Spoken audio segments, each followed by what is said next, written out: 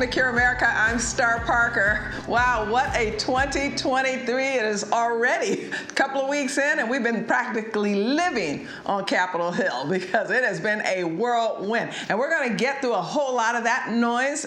It is noise, it is noisy, and we're going to get through that noise later in the show, especially with my panel. But what's happening also here in Washington, D.C. is a celebration is getting ready to occur. March for Life. We're celebrating. We are in a new era. Roe is dead, Dobbs time, and we want to make sure that we bring you breaking, urgent news about the wonderful things that are happening as we make abortion not just illegal, but unthinkable. So I have a wonderful guest with me. In fact, I ran into him, and you've met him before, Stephen Billy. Stephen Billy's been on before. He's the Vice President of State Affairs for Susan B. Anthony, Pro-Life America. Thank you. I'm glad you're with me. And I'm glad you guys' name is now Pro-Life America. We do have a Pro-Life America. We sure do. Yeah. You know what, Stephen? I wanted you on, and I'm so glad that I ran into you to say, hey, can you come on real quick with me? I know you guys are incredibly busy with all the activity in the States, but I wanted you to clear up something.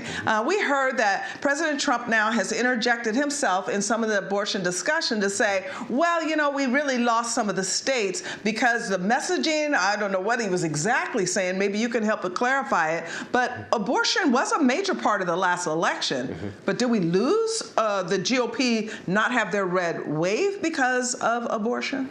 Absolutely not. There's a big narrative coming out of especially the DC bubble inside the Beltway, the mainstream media, the East Coast elites that want to tell us that abortion is the winning issue, life is a losing issue. They want to scare all politicians to run away from trying to protect life. But when you look at the results, that isn't what happened. Yeah. And we had 12 governors who signed strong pro-life laws into effect, got those bills passed, got heartbeat laws in effect so that children with beating hearts are protected, babies protected for all 9 months of pregnancy. Wow. They won overwhelmingly. Okay, so you had 12 governors who were also up for re-election. Yep.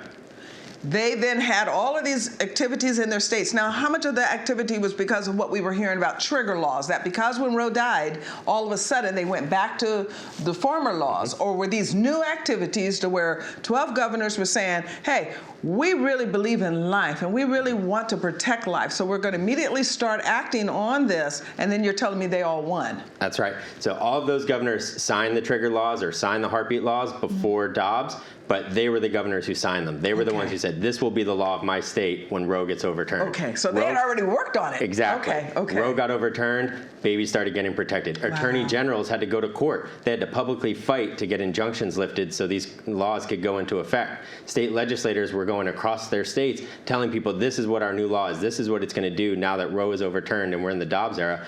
They all won. Wow. The attorney generals won, the governors won. Actually, in a lot of states, we have historic majorities in a lot of states with Republican pro-life majorities. Wow. We have a historic supermajority in Wisconsin. We won supermajorities in a number of states that have these pro-life laws. Okay. The American people will support you if you protect life.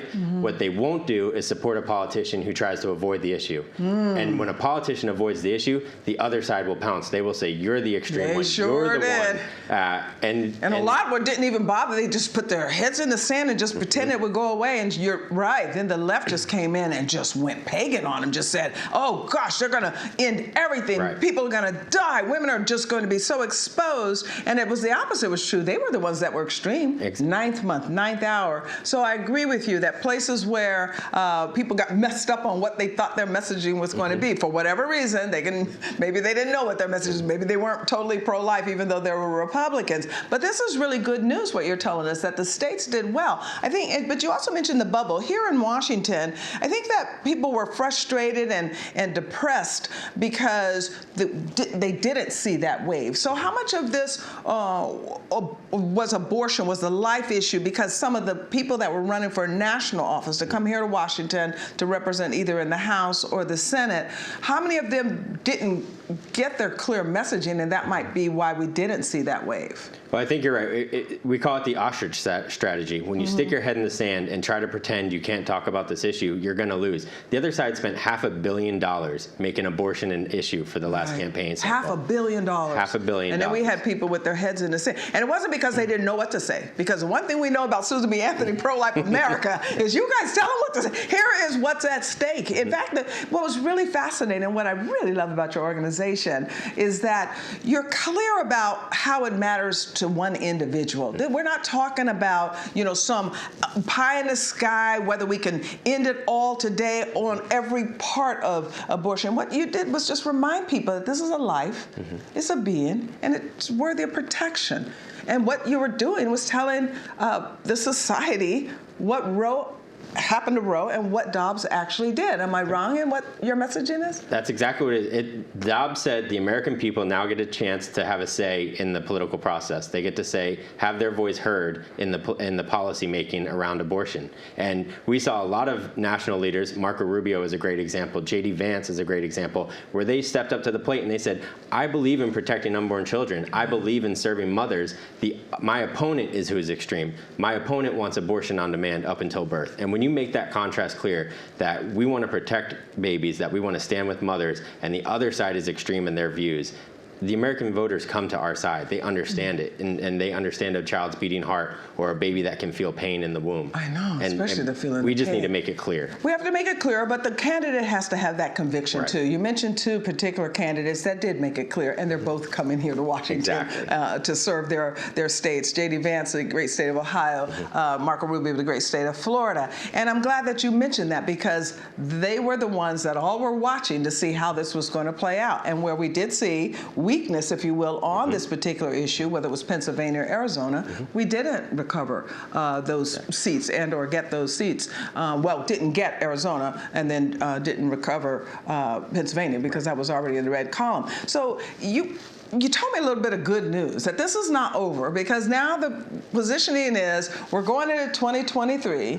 We know that in a week or two that we're going to have incredible debate at the RNC as they look to see if they're going to keep their current chairwoman, Rona. What should we expect in 2023? Oh, one other issue I want to mention is we also have 3 governor races. So you got the Kentucky race coming up. You got the Louisiana race that Republicans used to hold and don't. And then Mississippi, I think they always are going to hold. Where does this issue fall? What are we seeing? How much are Republicans going to say, maybe we better stay away? Or are they believing what you just told us is true, that 12 governors were able to stay on the issue, protect life, and then hold their seats? I'm really excited about the first legislative session for the states that follows the Dobbs decision. This is the first time they'll be fully in session and have the opportunity to act. Already we've seen Nebraska, they introduced their heartbeat law. It's going to protect babies from the moment that they have a heartbeat, protect them from the horrors of abortion. Right now in January. They've introduced it. They've got it out there. They're going to be defending it. It's going to go through the process. Governor Jim Pillen, strong advocate for that bill. He is a great pro-life leader, and we're very optimistic we'll get that bill through. Governor Youngkin also, in his campaign, they attacked him on this issue, and he said, no, I believe we need to protect unborn children. I believe in Virginia, consensus can be found for protecting babies that can feel pain. His bill just came out. So he's now got his bill introduced in the House and the Senate in Virginia, and they're going to be working on moving a 15-week bill that protects babies that can feel pain. I think we've had an incredible opportunity to continue to stay on offense. These leaders that were elected as pro-life leaders are going to have to act on that now, and we're going to be able to have the opportunity not only for them to act, but for those laws to come into effect and to protect real lives every day. Now let's switch over, because later in the show I'm going to talk to our policy analyst here at CURE, because CURE does an annual study on the impact of abortion on the Black community specifically, because as we all know, this community was targeted and hit hard. So we'll talk about that a little bit. But on the sentiment of the women, give us a little bit of insight. And we're talking law, we're talking policy, we're talking areas that the individuals don't really have a choice because these legislators are just moving. How is that fair? And how are pregnancy care centers failing? I believe that some activity was here in Washington where they're saying, let's secure our pregnancy care centers against the violence that we've seen from the left simply because they're trying to save babies. Are you getting any intel over there at Susan B. Anthony's Pro-Life America where the women are saying, wow, I'm going to be a mom and I'm kind of happy about this? It's incredible. You know, an example would be Stacey Abrams, who try to say that the sound of a baby's heartbeat is manufactured sound. I mean, I think when you talk to any of the mothers and fathers included who go to the OBGYN listening for that first heartbeat, praying that it's there, when they hear it, how excited they are and how, heartbroken they are when that sound isn't there. Not because it's a manufactured sound, because it's the sound of their child's heart beating or not heart beating. And we see that the science around the life of the unborn child, around a baby developing in the womb, is actually a really good message to be talking to both men and women about.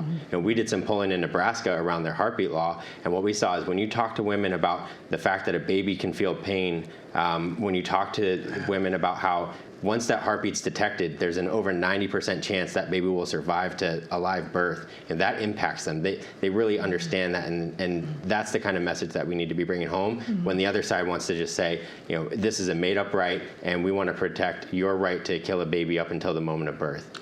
We have to make that contrast. The science is on our side. The truth is on our side. We just have to make sure we're willing to go out there and talk about it. We have to be willing to go out there and talk about it, but we also have to be sensitive to people that are looking at a pregnancy now, even though we're still having discussions about why this would occur today. The recklessness, if you will, the family breakdown we'll probably talk about with our next guest.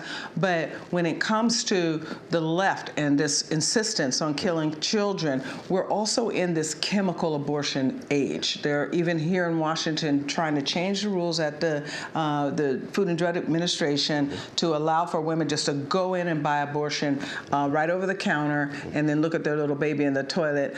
Are we going to be able to get ahead of this on a national level while you're doing such incredible work in the states?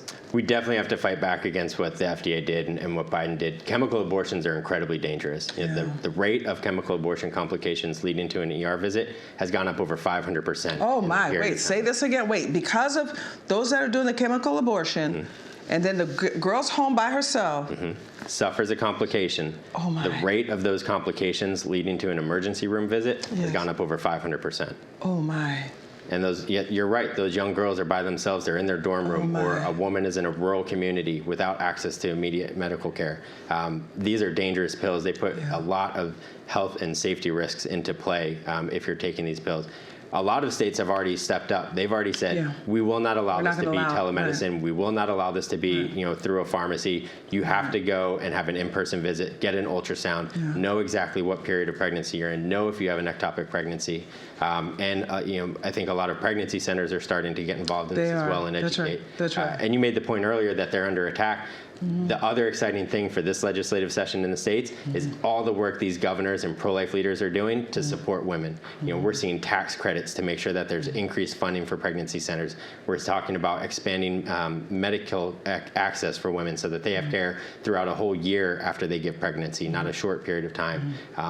Maternity housing, all kinds of things. You're not alone. That's the message. They're not alone. Exactly. And all of that the left will try to say that you're out there by yourself and they really don't care about you and your baby. No, we only care about them and their baby. And I'm just so excited you guys are still doing the work. And the work's going to continue, even here in Washington, D.C., because it'll probably come back, probably go back through the courts, but we are protecting lives. And so thank you, Stephen, to be with us and update us on your work at Susan B. Anthony, what's happening in the states. And we'll be right back to find out what's happening now in research when it comes with the most vulnerable in our society about the lie, the deepest, the Black community, and the impact of abortion on this particular community. I'll be right back after this important message.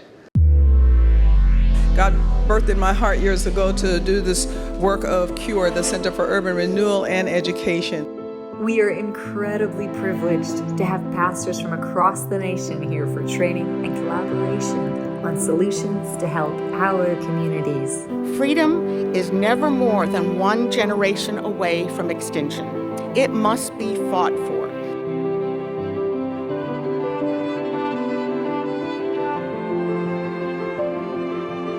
The Declaration meant what it said. All men are created equal.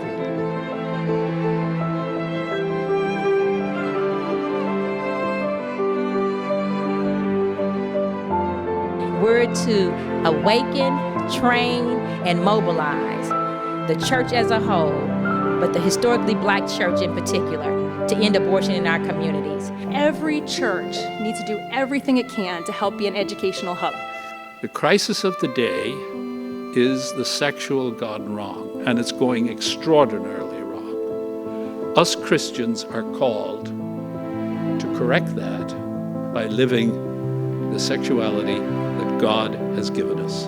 It was the church who created the idea of educating every boy and girl. The idea of public health care, guess where that came from? The church. It was actually the church who was commissioned to do the work of charity. Guess who's actually robbed you of part of what it is that you're to do? It's government, and they failed miserably at it. They're not called to do it. Government is not God.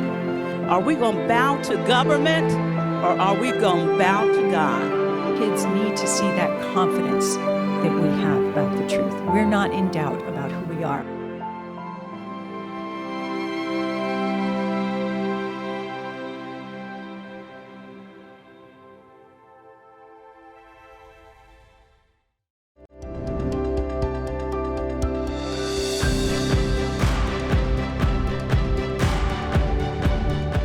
Well, now I'm with a special guest for you. I think you've maybe met Raheem Williams once or twice, but he works here at the Center for Urban Renewal and Education as our policy analyst, and we're thankful that you do.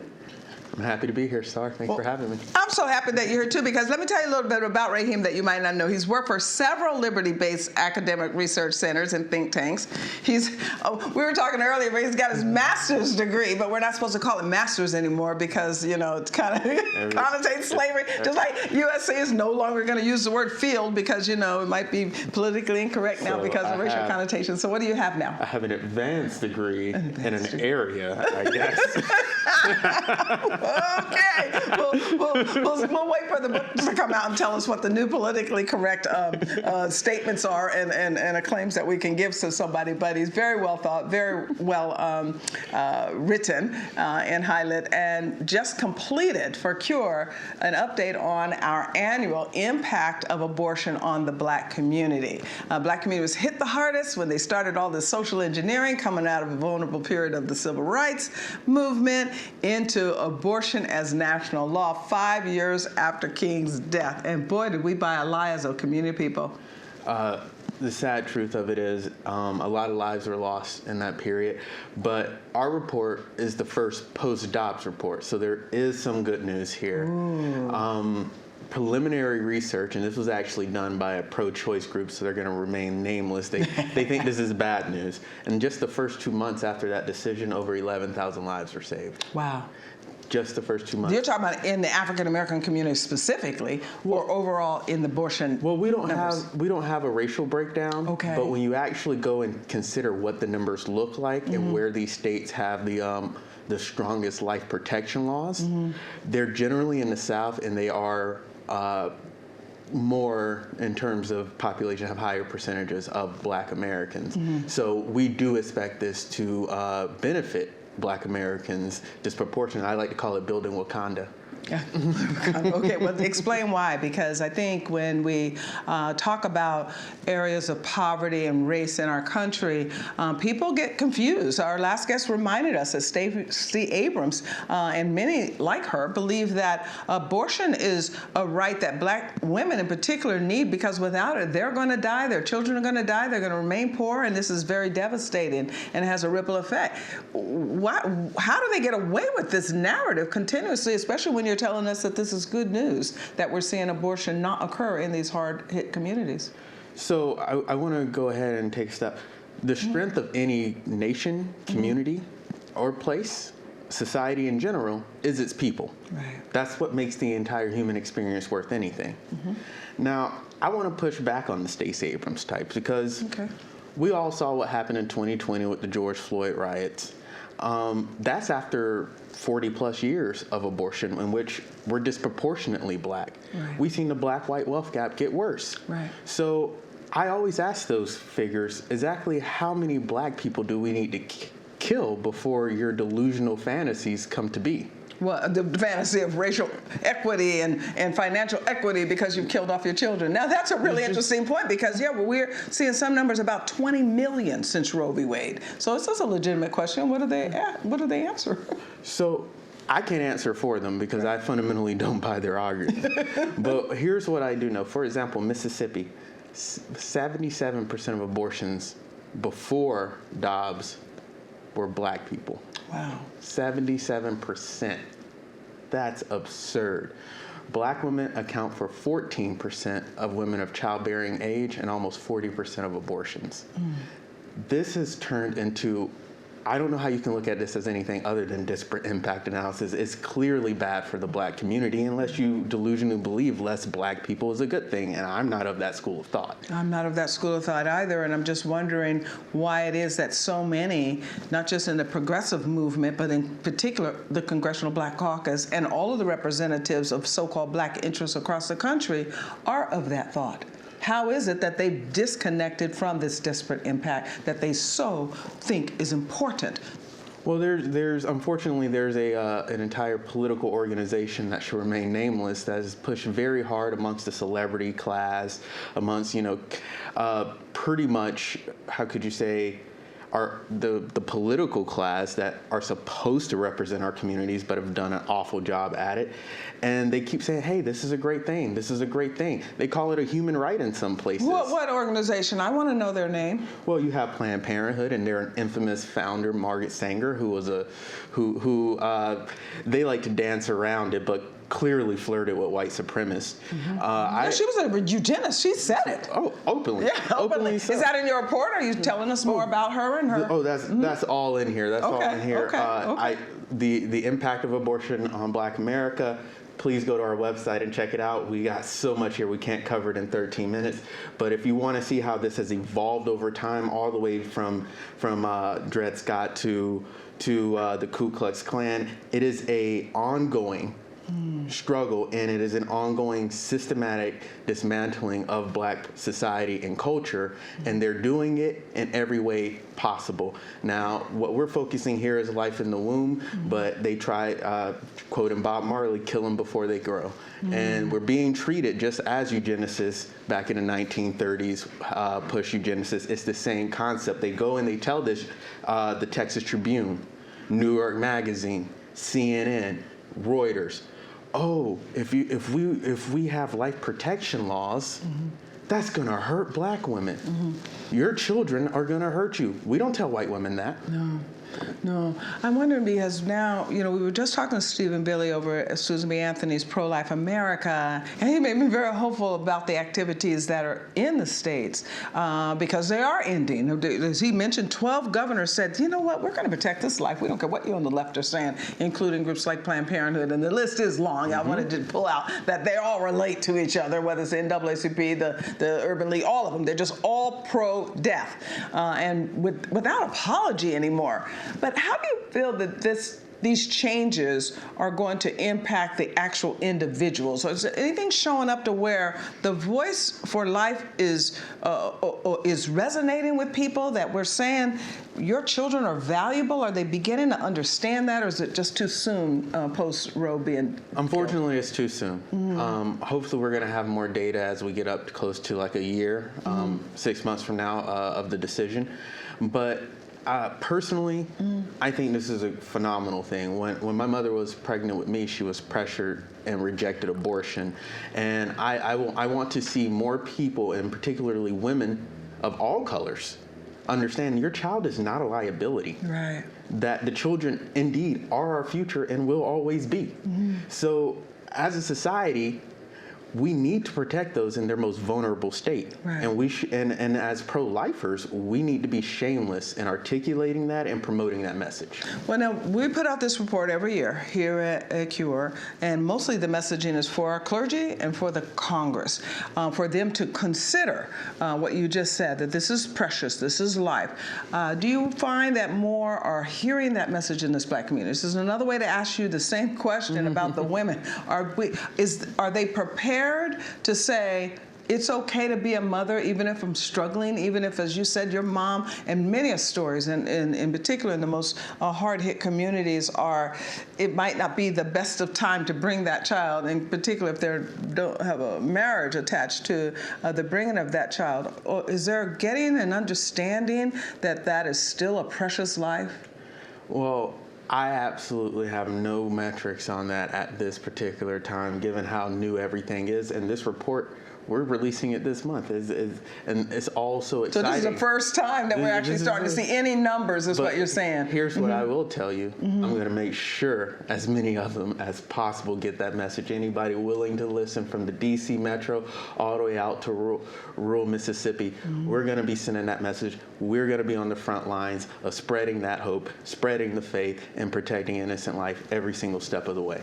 I think it's important that we do that, and I'm glad that you're here with him. And then I want to ask you another question about the March for Life week, because one of the, I guess you could say, criticisms for the March for Life, even though we know that it's very heavily Catholic experience, so you don't see a whole lot of evangelical anyway, and or Protestant, but there's always a focus on the fewer or lesser numbers of African Americans. Why is that? What's broken down to where we don't see leadership to say, we should be concerned about this? You're telling me that your report is attaching all the way back to Dred Scott, bringing us through eugenics, bringing us in through the civil rights movement to where there was a strength in Black America to carry on, and now all of a sudden we just buy this idea that our children are weakening us? Well, we have to understand that in our schools, and this is kind of getting a little bit off protecting life, but in our schools, as conservatives, we seated them to the left in teachers' unions for too long. And who teaches the next generation is extraordinarily important. That's how they're going to view these issues, and they've been strategically omitted. Right. Very few people know that the Republican Party was started to end slavery. Right. That's not a flaw, it's a feature. Right. The fact of the matter is, the opposition is controlling the curriculum, and it shows in every way. And like you said, it's predominantly Catholic. A lot of those went to private Catholic schools. So we need to push this government indoctrination away from our children, and especially our children of color, because they're suffering the most from that trash. Right. And we need to get them a real education where they can excel. Right. And in those Catholic schools is where we find a whole lot of poor parents that say, I would love to get that voucher and go over there to that Catholic school, because they are going to teach them a set of values. And it's interesting because it's not away from the same subject, getting to what has been indoctrinated in these schools. You sent over to the Cure team just recently a column that showed Chicago schools. I mean, my goodness, I wanted to not only take a shower after I read that, I wanted to really cry, weep, that these teachers in these schools have been getting away with molesting these children for a very long time, and now they have to have investigations, and they're still teaching. Well, how do we break that? How? Because what I'm hearing you say is the reason, and correct me if I'm wrong, the reason we're still seeing such an aggression towards abortion that is still okay is because we've indoctrinated through these public schools a whole generation that has bought those lies. How do we break it? So we almost did, incidentally. They almost did. They didn't know this. With the school shutdowns and those Zoom classes, they did something that hasn't been done in years. They brought the classroom into the home. And that started immense backlash when parents were like, wait, what are you saying to my child? So what we have to do is we have to keep that energy. Keep it going. We have to get mom and dad back in the schools. Okay. Because a lot of parents, and it's not just Chicago, just in my hometown, Jacksonville, Florida, they had some weirdo creepo group doing a match your genitalia game to children. Oh my. Why would you do that? I don't know. It's beyond me. Yeah, it's pagan. It's very demonic right now. So we have to get back into the schools as conservatives, as parents, and we have to we're like, no, teachers unions, radical Marxists, I don't even know what to call them. You're not supposed to say it, but don't say it. No, they're just pagans. They're groomers. Okay. Yeah, they're groomers. Okay, yeah, but okay. So, and I agree with you, and it's interesting because I think what gets overlooked a little bit when we're talking Dobbs and what happened to end abortion on national stage is that we did get those opportunities when we saw that Maine decision come out to say that money can follow children to schools parents want. So I've got one little second to say yes or no. You think parents are going to take advantage of this opportunity and get their kids out of these cesspools? I think the more we make them aware of what's happening, the more they're going to demand accountability and better options. I love it. That's where we're going. I'll be right back after this message with our panel. We're going to look at this particular issue, and then we're going to go into some of the other good of the order and all the horrible things, good things too, that were happening here in Washington, D.C. And we'll talk about that right after this. I know it's not my words that helps a person, it's God's word. It's the power of the gospel. God sent his Son, Jesus Christ, from heaven to this earth to take our sins. But on the third day, God raised his Son to life. The Bible says, but he wants everyone to come in repentance. But you ask Christ into your heart, he'll give you that strength, he'll give you that power. But you've got to be willing to say, God, help me. By faith, trust Jesus Christ.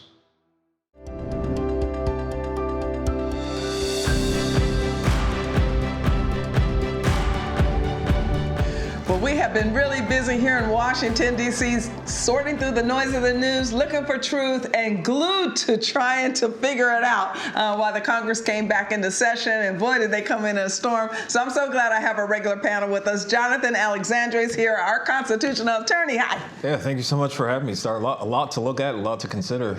Yeah, you know what? I got so many compliments about when you interviewed me about my story. People are really intrigued about my story, and I'm so happy because even though it's my story, it's everyone's story who knows Christ. And it's inspiring. He's such a good God. I loved sharing that episode with folks because they see you week to week and hear bits and pieces of the story, but to have a comprehensive, not just story, but a plan of action that someone themselves can take and say, hey, I'll read a proverb a day, just like you did. Yeah. So much came out of that episode. Oh, thank you. I know we had fun. And that's why we ran it twice. Well, also because we took off. And so I haven't seen Richard either in a while. Richard Manning. Hey, boy, we come back to a roller coaster. Good times. It's good times. He's Americans for Limited Government. And I think he's excited, and I'm excited because I've been teasing Richard, as those of you that know, because you follow the show on a regular basis, that, hey, how come you're not limiting the role of government? We actually have an opportunity to do it. We finally can limit the role of government. What a crazy idea. What a crazy people idea. may actually do what they campaigned on. Wait, one of the things you said when we were just getting settled in is, wow, and the freshmen are going to know what the rules are. One of the frustrating things for me is that everybody's been going off and saying, oh, they're wasting all this time. And the fact of the matter is, all they do in the first week is they have parties, they hire their staff, they kind of figure out where the bathrooms are in their room. And instead, what they all had to do is they had to sit in the House chamber, which they never do, by the way. They had to sit in the House chamber, and they had to actually listen to debate on the House rules and why they matter. They had to talk to each other about the House rules. It was a master class, which not only benefited the freshmen, but benefited the people who've been there for years, who've been operating under a system that flat out doesn't work. It doesn't work. And no one knew why, and now everyone's in the weeds, but we can see why we've been at a stalemate when it comes to really getting something good done for the American people. You know, one of the things I thought about, Jonathan, is my granddaughter. At one point, when she didn't do very well in one of her spelling tests, I told her, I said, honey, you have to learn these words. And she said, Grandma, you know I'm an artist. And I said, yeah, but words are art.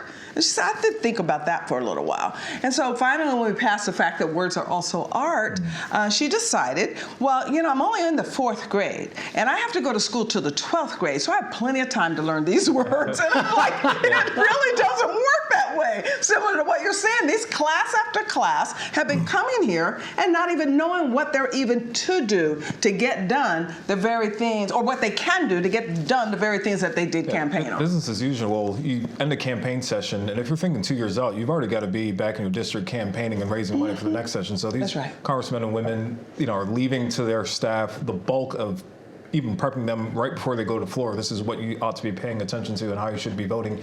And that's not what they're sent to Washington to do. Of course, we don't expect our elected officials to know everything and do everything, but they have to at least do their job. And constraining them, I think some of the rules that came out of this, constraining them to them only fulfilling what their constitutional mandate is, and then making sure that they learn how to do it. I think it's an excellent start to the 118th Congress. Well, you know, I did my column on Kevin McCarthy because I think that in these complex times, and as complex as the Republicans are, much more so than the Democrats. They're just lockstep into communism. What we do is kill kids and build government. Anyone have a problem with that? Go be with the Republicans. And so they all just say yes, sir, or yes, ma'am.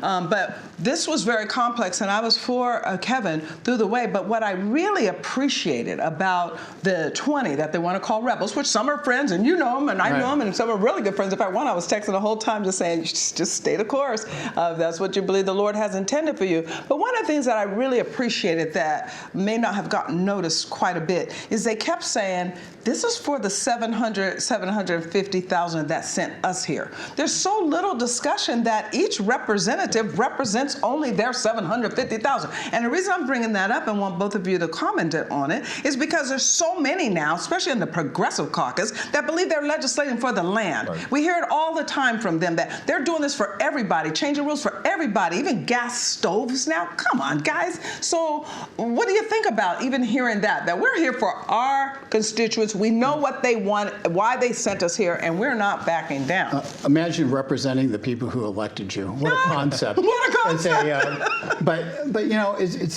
here's what has happened in the past in very short form. In the past, they've been given massive spending bills. The last one, $1.7 trillion omnibus, that basically spends for the entire government for the year. And they didn't have a chance to amend it. They didn't have a chance to or read it. Yeah. Read it. No, what's in it? And neither did the American people. And our tax bills are getting higher and higher every year. And the key thing to that is now they're going to have 3 days to read a bill, okay, which is important. And they're going to do individual appropriations bills. Yeah. There's 12 of them. And what that means is they're going to be able to get up on the floor, and if they're mad about something that's happening at housing and urban development, they say, wait a second, this is wrong. I'm going to offer an amendment that changes that. And the 435 are going to vote on that amendment. Right. And they either win or they lose. Right. But at least they have a chance to have an argument. But go ahead, because I want you to hear it, because I don't know that a lot of people even understand that that's what happened, that each of these departments have their life of their own and no one ever asks any questions, just keep spending the money. And I would say even before that, they have to sit in front of committees now. They can get called into committees and answer tough questions. Before, it's maybe just Jim Jordan, the Judiciary Committee, that's, you know, casting a broad net trying to get these agency heads to come in. But going through the regular order of passing an appropriations or a budget bill means that every department, so Homeland Security is going to have to talk about why there's a crisis at the border. CDC is going to have to explain. You can get Fauci and the NIH up in front of a committee made up of a Republican majority now and ask pointed questions that the Americans have been asking all along. We've been asking all along, haven't gotten the answers, so we're tiptoeing around each other. One person gets a coffee, shut the whole office down because we're still not certain even how it started. Exactly. But even to the departments that we don't think about a whole lot, like HUD. Yeah. What do we even have a department that's in the housing business in the first place? And so they get all this unaccountable money, each of them, all of them. And no one asks any questions deeper than, well, what kind of woke DEI program are you doing today? Oh, now we got this ESG, and we speak in such alphabet language that the American people, we shouldn't even require them to have to keep up with this stuff. They voted for a representative. I'll just say, before we make that point, all these agencies are running up against a Supreme Court ruling, the West Virginia versus EPA or Environmental Protection Agency, a strong ruling that says, unless the government or the Congress specifically says, agency, you have to do this, and it can't be, lip service given to it. It has to be specifically written in the charter given from Congress to that agency. You're not allowed to operate in that front. So that means Department of Education stop trickling down and trying to impact what local schools are doing. That means, Department of Transportation. Now, this was a new ruling. Was that one of the rulings that got kind of lost as we were going just last session? Yeah, because I remember that ruling coming down, but it didn't get a lot of headline. It didn't get a lot of attention. But it's massive decision. It's extraordinarily important, and this is hopefully what Congress can do now. Is we're going to have something called a debt ceiling coming up, where essentially we're spending more money than Congress sets a limit on how much money we can borrow, and then when you bump up against that, Congress has to decide, am I going to raise the limit or are we going to have massive cuts? And so there's going to be an argument about that. Yeah. And you're going to hear lots of stuff. You hear about how we're in default on our debt, all these scary things, right? The fact of the matter is, it gives people a chance to say, how did we get in this mess? That's right. And what can we do to get out of it? And one of the things they negotiated with Speaker McCarthy, which is a great thing that he agrees with this, that they're going to have an actual real-life discussion on how to cut the budget sufficiently so we can get on a pathway to a balance. That is the discussion they're going to have, and they're going to be able to put amendments to activate that and make it so we start heading down that pathway. And once again, there's no guarantee you win any vote. But in the past, they weren't allowed to have one. They weren't even allowed to have it. And that disenfranchised about 300 million people who weren't represented by the ones who were running everything. 300 million people out there, and the representative they sent Can't say a word. Right. And then he has to go back, as you said, and ask them to re-elect him to do something. So we all agree that the changes were necessary. And you know what else I was thinking about? Especially as one day I sat over at the club, and the people pacing the most to get this over with were the lobbyists who were waiting for it to be over, because that's where they wait all the time to go and get their deals. And so it was really fascinating to be there with them. But I started thinking about that individual household of those 300 million. They do this all the time. Right. When one of them loses a job, they really have to sit down and figure it out. And oftentimes it's heated. So for all of the pacers, and I love what Byron Donald says, it's like, chill, guys, we've only in it 2 days. I know of households, the debate goes on a whole lot longer than that. I used to be a pastor's wife. I'm telling you, that debate can go on forever when a couple's trying to settle, especially on the money matters. So I want your thought, but my question is going to come to you, and then get your thought, Jonathan. Is it going to matter when we have these debt ceiling debates that increase the budget instead of cut? Is it going to happen this time that we're going to hold? What were you thinking? Yeah, so reducing it back to at least 2 years from what we did, that's better, right? And the way Congress works, or appropriations works, once you allocate the funds, that's the level that it's set at. So next year, you have agencies that have even unspent money trying to push that money through the door so that they can continue to have it next time. So that setting it back 2 years is better than we were certainly during the COVID overspends and the most recent Inflation Reduction Act. So I think that's progress going in that direction. If we certainly at least place it back 2 years, we need to get to a point where the $31 trillion in indebtedness that the U.S. government has, the $93,000 that each individual American has, the $257,000 that each household has. I mean, those are massive numbers. We need to get to a point where we can clear that debt, and the first way to do it is by stopping what we're spending. And I'm wondering if some of that stoppage means, because you're right, at the last minute, here goes money everywhere, and we don't know where. And now they're going to investigate where exactly is all this money going, even on the defense budget. But I'm wondering if there's a way to even set that time clock to say, at a certain point, you can't even spend all that money. If you didn't need it earlier when it was appropriated to you to get your job done, half the job shouldn't even be done, because half the buildings here in Washington shouldn't be in existence. It's none of their business. They're not supposed to plunder our interests. They're to protect our interests. Wow, you sound like you should work from, you want to join Americans for Limited Government? Well, I'm for limited government. You know, that's why I love you. I know. But so that's what I want to know. These are the things on the wish list to get to. But based on what Jonathan just said, to where we ended up, to say, okay, we're going back to these levels, and you guys are just not going to get any more money. Are the Republicans going to hold?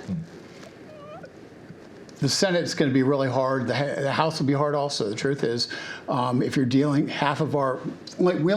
Congress only controls, actually spends 30% of the money. The rest of it's on mandatory programs, which are things like Social Security and the like. They said all that's on the table too? Well, they did. Yeah. But I'll believe that when I see it. Oh, I already asked him, Jordan, about that idea that you had for my committee, for race equity committee. He changed the discussion to woke military, and I'm still trying to figure out how that happened, but I'm pushing for us. So yeah, you should. Essentially, we didn't get in this mess in a short period of time. We got in this mess over a long period of time. That's right, very long. We have, in the last decade, we had something called a sequester, where they said, you're not spending any more money than you're spending right now. That's right. And it held for 3 years. And those 3 years are the amount of money we spend as a government flatlined. Right. And when it flatlined, the revenues kept going up. That's right. And as a result, lo and behold, the budget deficit narrowed from over $1 trillion down to about $400 billion. Okay. And then they eliminated the sequester, and all those people who? Congress. Okay. And the president. And and all those people who were like, there's this pent-up energy, and suddenly they made up for lost ground. And then we had COVID, and the COVID spending, I have to say, government made a decision to shut down our economy. Right. When government makes a decision to shut down the economy, they have a responsibility to make people whole. That was the first. That was the first bill. But that was the first bill. But even that one, you know what? I want to continue this discussion on the side of the break, because even on that one, I talked to a couple of my friends that are in the Senate, on the Senate side, saying, why don't you just Instead of doing a massive bill, why don't you just give people the tax money? Whatever we paid last year and the year before, just give it back to us. Why do you have to do all this massive everything? Well, and we'll talk about the on the other side of break. And then I want to also hear from them about March for Life, because it is March for Life week. And while all the other noise is going on here in Washington, D.C., hundreds of thousands are coming here to celebrate a new moment for those new lives that will be born this year because Roe died. Today, a student in public school will pray or lead a Bible study. Today, a pastor will preach boldly the truth of the Scriptures without fear of the IRS. Today, the life of an innocent child will be saved, and a mother will experience the joy of a newborn baby. A distraught woman will find hope and choose life rather than death. Today, there is a strong voice defending God's created natural order of marriage and family. There is a defender of freedom in the courtroom and in the halls of Congress and in legislative bodies across the land. Today, all of this is possible because of the ministry of Liberty Counsel.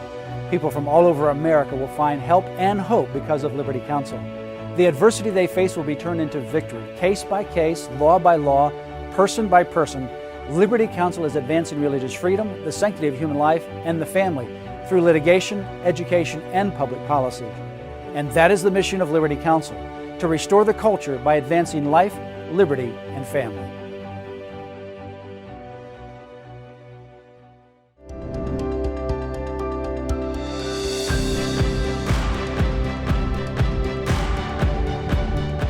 Okay, we're sorting through the noise of the news, and it's been really, really, really noisy here. A lot of news here in Washington, D.C., so Jonathan's here. Thank you, Jonathan. Yeah, Liberty Counsel action. You guys have a lot of action. In fact, it was you that set us up, I think, to help get things out of the courts and back into the Congress, so we're happy. It's pretty important. The legal fights have been so critical. Three branches of government, the executive is going to execute, the legislatures are not passing good laws, but the work that President Trump and Pence did to get all these good justices on the court, we took full advantage, as we ought to have, got some good laws in place that actually constrains government and forces it. There's one thing I'll quickly say: the military vaccine mandate is going closer to where we want it to be. It certainly came out of the NDAA being stopped, and you saw a letter just this past week from Secretary Austin.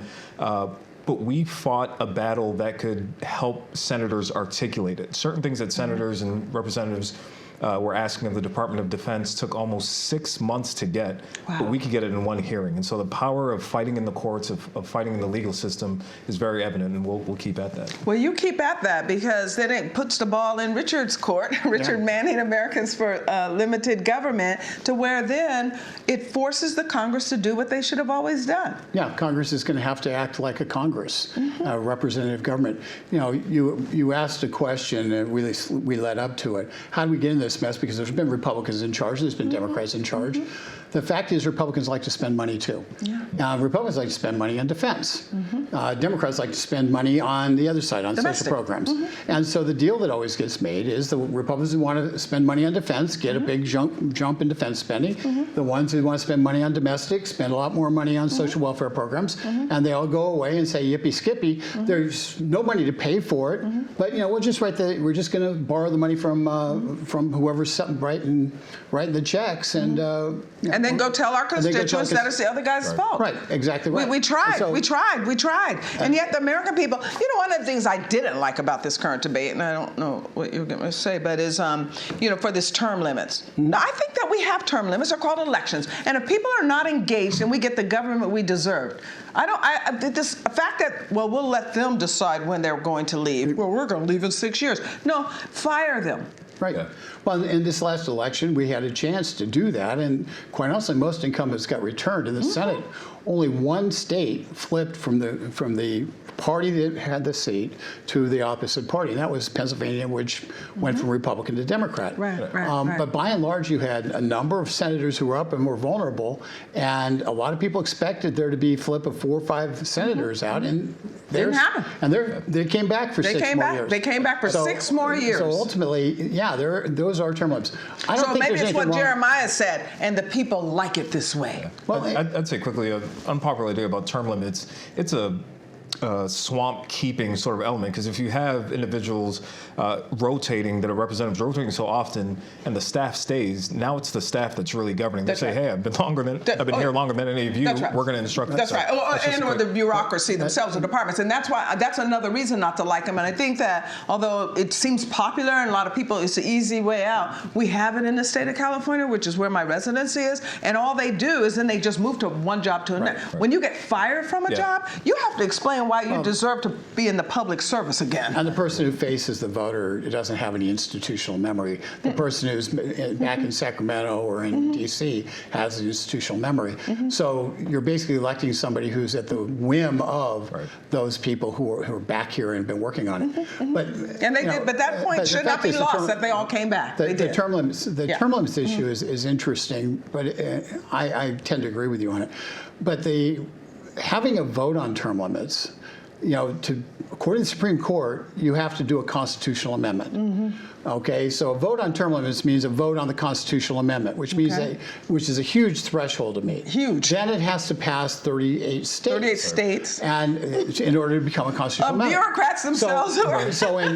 So while that may seem like a great idea, and it might be a great idea, from a practical perspective, the Supreme Court has said that states can't impose term limits on members of Congress, of federal legislature, authority decision. So they've decided that California can't say we're having our congressmen to have term limits.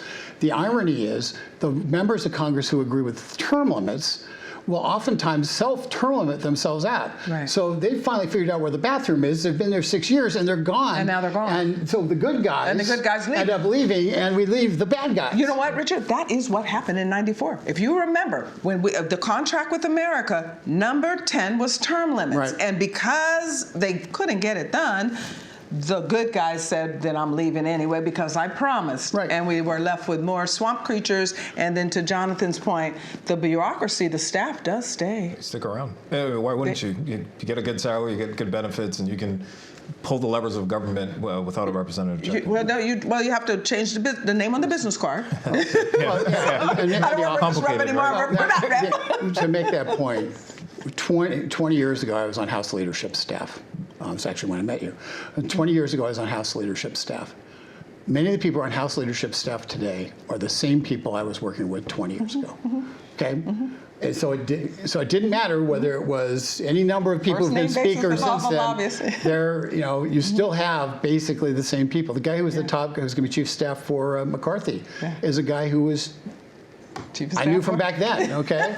So it's the rule of Washington, no permanent friends, no permanent enemies, just permanent interest. And that's what this city is. And everybody says, it's broken, we got to fix it. No, who said it's a well-oiled machine, needs to be broken. The best way to fix it is to let people vote on things that matter and then hold them accountable. Well, and I think that's why there's some excitement about these rule changes, even though a lot of people took a whole lot of snaps of the whip to get to the place where they finally said, okay, we're going to give you this opportunity. I want to switch subjects on you guys because even though we're intrigued in that and people watched it like a soap opera and they wanted us to get on about the business, whatever that's supposed to mean. One of the businesses that they did get about is actually on life itself. This should have never been in the courts. Many people said it should never have gone to courts. Why a country would want to kill their own offspring is, mind-boggling, but I got caught up in the lie myself, and so did many others, to kill our offspring because someone else said this is a good idea, and it wasn't much more thought to it. It's March for Life. We're just a new time. Exciting, and even the performative march itself is going to take a different route. Usually they walk to the Supreme Court. This time they're walking across the House side, making the point that, no, this is a state issue, and they're stopping in front of the Capitol, but they'll be passing in front of Rayburn, and I say I'll be passing in front of Rayburn. It's a march that hundreds of thousands. You have to participate in. What I like is that the march is centralized, as it should be, because a lot is done in Washington, but there are state marches as well all over the country. Yeah. I'll be at a couple of myself. In fact, this week I'm going to go to San Diego. Then I've got the Savannah and others. All of us are all over the place now. But Stephen Billy from Susan B. Anthony Pro-Life America told us all about what's happening in those states, and it's really exciting. But the war's not over. No. Babies are dying today. And that's the irony. Chemical babies in the toilet. Yeah. We had going to the emergency room. Did you hear what he said? Yeah. Oh, it's but go ahead. No, it's horrible. It's horrible. We saw this last election. They're going to be devastated. The emotional scar, and we wonder how suicidal, how depressed everybody is. It abuses everybody involved in it. Everybody. Manny, I don't want to interrupt your point, but I think what Star's saying is so critically important. A 500% increase in those taking abortion pills, needing to go to the emergency room. Those are the ones that are reporting that are actually saying something is wrong. I hadn't heard that. Abortion through chemical drugs account for over 50%. So it's the majority of abortions doing now. The recent FDA rule saying that CVS and Walgreens are now abortion dispensers. And the Department of Justice... Crazy. They can't sell cigarettes, but they can sell you abortion. And the Department of Justice saying that the postman can now carry it to your home. Right. So now we're consigning postmen to be delivering pills... that can kill you. That can kill you. That can send you into a depression. That can hurt you and hurt your family. Imagine if you were a doctor and you prescribed somebody a medicine that was going to do harm to them. And this is taking abortion aside, okay? And you knew based on their profile they shouldn't take it, okay? And if you prescribe that medicine, you could get a malpractice suit. But now we're going to allow people to say, oh yeah, just call it in, CVS will put it in the mail and the postman's going to deliver it, with nobody looking at whether or not that, just from a personal health standpoint, whether or not that was something that this person should be taking. It is from a basic, taking the abortion debate aside, from a basic medicine standpoint, it is abjectly wrong to do what they're doing. To take the doctor out of the process is wrong. And put the postman, and the pharmacy, and everybody else in there. You know, I'm sorry, but I really don't want my medicine being, from the postman. Yeah. What can we do to stop this? Because they did push that rule, and now it's back on the federal level. Well, this is very simple. We just talked about the rules. Yeah. Health and Human Services has a budget. Right. That budget's going to come up for a vote. They can say, no, you're not allowed to have postal delivery of these. Somebody has to see a doctor before you can get it. Did somebody have the will to do that? Or at least a pharmacy. Somebody's bringing it up? Well, that would be up to the people to make certain their members, somebody in there. Well, we know we got 20 rebels, so maybe the bottom line is, this is something that this process that the House just negotiated is going to allow a remedy where we can at least have a discussion and a fight. And we need to have a discussion and a fight, because as you were saying earlier that, what we're going to hear, and we're already starting to hear it, is you guys are, well, look, they got the Senate, they got the White House anyway. Well, that didn't stop the progressives from passing a whole lot of stuff that in a local level, every Republican had the answer. Why can't we have these kind of discussions so that now they have the answer? We can actually win these, and here's why. Because on the Senate side, the Democrats have 51. Mm-hmm. They need 60 to pass an appropriations bill. Mm-hmm. I mean, that means they need 9 Republicans to agree with them. So if the Republicans on the House lay down markers of things they're willing to fight over, then the Senate says, we're going to fight over that. At which point, you're going to win some. You're going to win some. And those numbers are even better in our favor because we're breaking down bills piece by piece. More amendments are going to be germane. So the name germane means it's going to be amendments that are offered that talk to the actual text of the bill. And if it's straightforward on the bill, it'll bring the threshold down to just 51. So Republicans are going to be more empowered. So we're going to get, our voices are going to be more important. There's a chance. Because now, and as you said, they're bringing it down to where a common man can understand and say, I don't want that. And let me tell you, the people who are watching, if you care about this, contact your congressperson now. Now. Because contact them now. Why do they even have an Office of Population Affairs in there? This is important, what you just said, and you're right. It's in their budgets. They can stop it. We're going to have a whole lot of fun this year, 2023, here on Cure America with Star Parker. Tell your friends, my guests will be back. You know, my panel will always be back, and we are going to sort through the noise of the news to find truth for you.